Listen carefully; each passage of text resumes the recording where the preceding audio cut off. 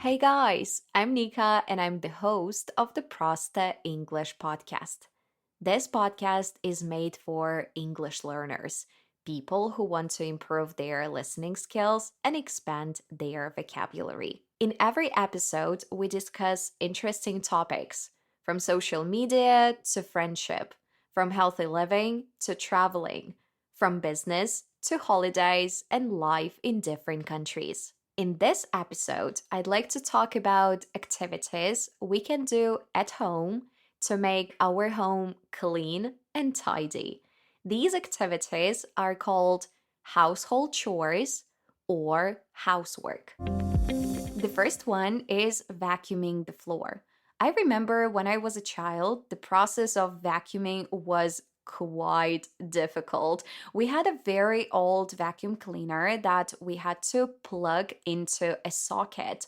And after cleaning one room, when you wanted to move to the next room, you had to unplug the vacuum cleaner and find a socket in the next room to plug it in again. And of course, now the process is much easier. We have wireless vacuum cleaners like Dyson, and we don't need to plug them in. We just press a button and they start working.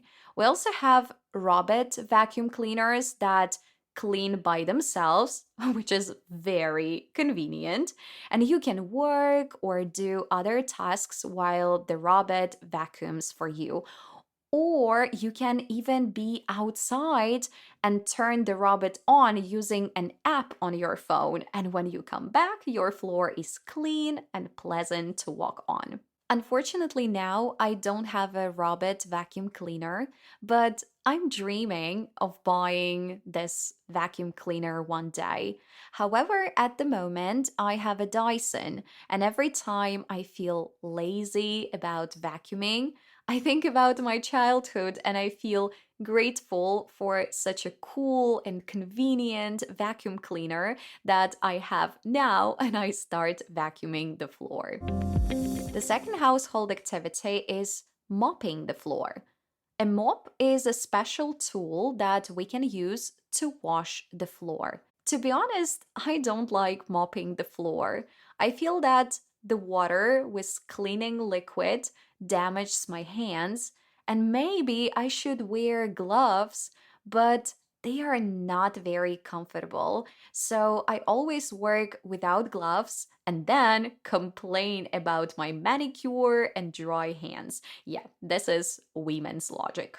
Usually, after I mop just like a part of my room, I go back to the bathroom to clean the mop, and it annoys me.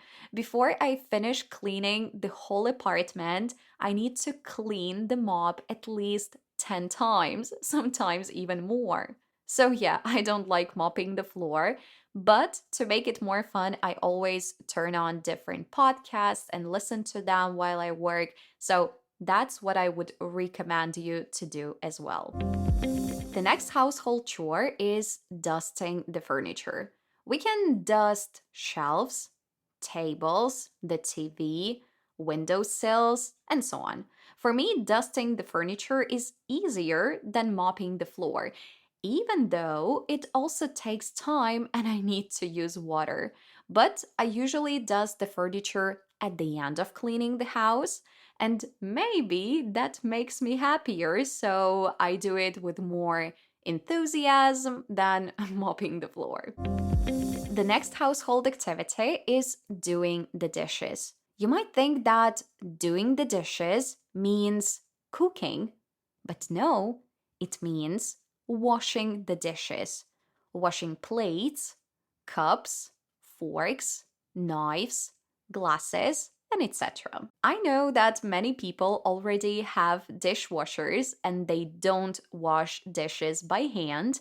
They simply load the dishwasher, wait for 2 or 3 hours, then open the dishwasher, and that's it. They have clean and shiny dishes. But I've never had a dishwasher. My parents bought their first dishwasher only a few years ago when I was no longer living at home. And when I was a student, I lived in a dormitory in Lithuania. And later, when I lived in Belgium and Denmark, I rented rooms in apartments that were too old to have a dishwasher.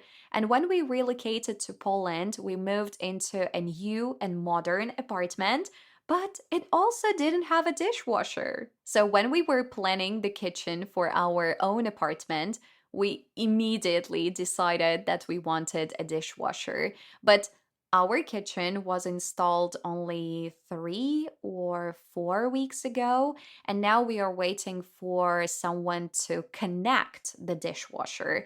Yeah, this person will come only at the end of October because he needs to connect the dishwasher and do other repair work in our apartment.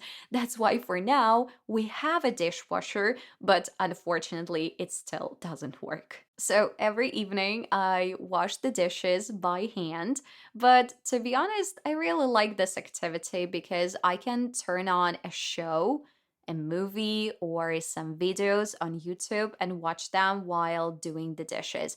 And also, I sit a lot during the day, so I don't mind standing for a little while in the evening. Now let's move on to a morning activity, which is making the bed. Make the bed means fixing your bed after you wake up. You pull the blankets and sheets so they are flat and neat, and you also arrange the pillows nicely, and this makes the bed look tidy. My husband usually wakes up 10 minutes earlier than me, so it's my responsibility to make the bed. It's funny because in my case, it should be not like to make the bed, but to make the mattress because right now we do not have the bed yet and we sleep on a mattress. Yeah, it's a good and comfortable mattress that we will later on put on a bed, but anyway. I also like to make the bed right after I wake up. I can say that this is my habit. I know that some people don't make the bed at all or they do it in the afternoon, but I don't understand it. For me, it's a simple step that is easy to complete. And after that, I feel satisfied and ready to go live my life. Talking about the bedroom, let's also discuss the activity of changing the linens. To change the linens means to take off the old sheets, pillowcases, and blanket from the bed and put on clean ones. And it helps keep the bed fresh and clean. But to be honest, I don't know how often it should be done. I've heard some people say that you should change the linens once every 2 weeks. Others say once a month. If you know the correct answer, send me a message on Instagram because I'm really curious. But I think that my husband and I change the linens about once a month. And usually we do it together because for me, this activity is boring and annoying when I do it alone. But if I do it with someone, it's fun and it takes only a few minutes instead of 15. Now let's move on to kitchen activities, which include cleaning the fridge, cleaning the oven, cleaning the stove, cleaning the microwave, and cleaning the kitchen cabinets. Talking about the fridge, I think I clean it very rarely. In the previous apartment where we lived, I believe I only cleaned it maybe 3 times. Once when we moved in, once when we were moving out, and maybe one more time before New Year's or Easter, and that's it. However, I can say that I clean the stove almost every day, especially after I cook, because our stove is made of dark glass, and if water or oil drops on it, it immediately looks dirty and starts to annoy me. But it only takes a couple of seconds to clean it, So I usually take a wet kitchen cloth and also a bit of kitchen spray and wipe it down. Talking about the microwave, we have a new one in our apartment, so I haven't cleaned it yet.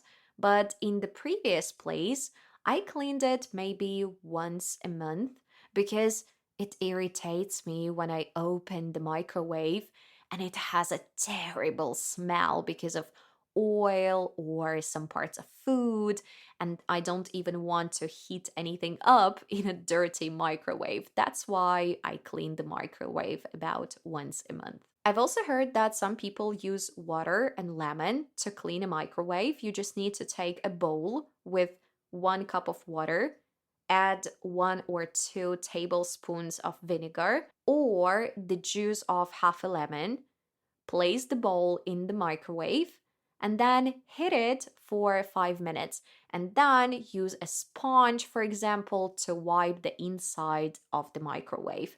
But to be honest, I've never tried that. I always use just a wet sponge and that's it. But if you want, you can try the method that I've described earlier.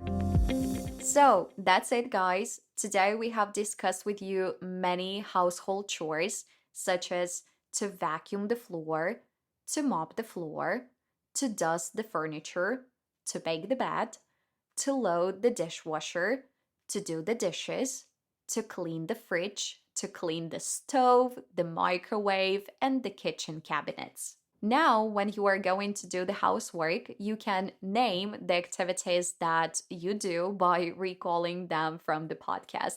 And just in case, if this episode was understandable and clear for you, but anyway, you faced a lot of new words and phrases, I highly recommend you to join the Proste English Club. In this club, you will find the texts of the podcasts, the cards with new words, and also some exercises based on new episodes, and a lot of other great things which will help you to improve your English skills. If you want to learn more about the Prosta English Club, please follow the link in the description under this episode, and I'll be glad to see you at the club. Have a wonderful day, guys. Keep your homes clean and tidy, and I'll talk to you next time. Bye bye.